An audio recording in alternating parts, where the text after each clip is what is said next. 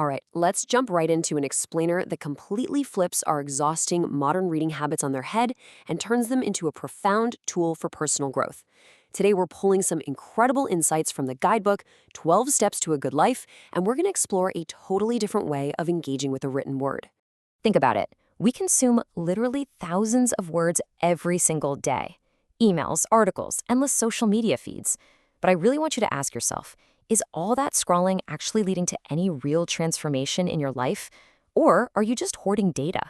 Because here's the core issue. Ordinary reading, which, let's be honest, is what we spend the vast majority of our time doing, is incredibly passive. We gather data and we skim for facts just to store them away. But divine reading, that requires a total paradigm shift. We have to stop the skimming. We actively engage with the text with the express purpose of actually changing who we are. So, what exactly is divine reading, and how do we move beyond the information age? Let's explore this ancient solution to our modern exhaustion. The historical term for this practice is Lectio Divina, which literally translates to divine reading. And honestly, the best part is that it absolutely isn't restricted to any rigid religious dogma. It's just a beautifully structured 4-step method that you can apply to literally any philosophical or inspirational text you connect with. The philosopher Ralph Waldo Emerson really hit the nail on the head here. He advised that you have the power to curate your own wisdom. You get to handpick the words that actually awaken your spirit. The goal is to build your own personal collection of texts that hit you like the blast of a trumpet. Now, while divine reading might sound like a deeply mystical, abstract concept, it's actually grounded in a highly practical, actionable 4-stage process. You read carefully, you reflect and contemplate, you pray and listen, and finally, you rest in quiet awareness. Let's break that down. Step 1 is to read carefully, focusing on selecting and savoring the text. This is where you have to intentionally slow your pace way down. You aren't speed reading an office memo here. You read the passage slowly and attentively, and just let the words truly sink into your consciousness. The source material even recommends reading it aloud if you can, just to physically engage with the text. And if you're sitting there wondering, well, what should I read? There are some incredible options to start with. You might pick passages from timeless sources like the Tao Te Ching, the Dhammapada, the Enchiridion, or Leaves of Life. Selecting from these creates a sort of living bridge between ancient wisdom and your chaotic, modern everyday life. Moving right along to step 2, reflect and contemplate, where you find the personal meaning. Once you've really savored that passage, you pause. You treat the text like a mirror, reflecting your own experiences back at you.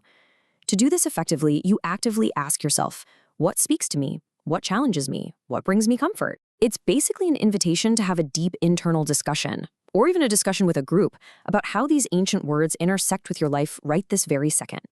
Take this profound thought from the philosopher Boethius: one, the guide, the traveler, the pathway, and the goal. It's such a beautiful reminder that you, the guide, and the path you are walking are completely intertwined. You just let the weight of that meaning settle deeply into your mind.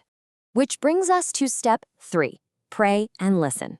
This is all about opening a channel of discourse. As we transition into this 3rd step, the whole tone deepens. We're moving away from intellectual analysis and stepping into a sincere, open-hearted connection. It invites you to offer a simple prayer to your higher power, however you personally define that, whether it's the universe, nature, or a traditional deity. You aren't just trying to understand the message intellectually anymore, you're asking for the grace to actually live it. You're listening with your heart. The absolute goal here is to stop overthinking. Just let the words settle into you without dissecting them piece by piece. You basically have to turn off that critical, academic part of your brain and allow the wisdom to just permeate your spirit. And finally, step 4, quiet awareness, or resting in the sacred. This is perhaps the most vital stage, especially for our overstimulated modern minds. It's a moment of complete stillness. You don't read, you don't analyze, you don't even pray.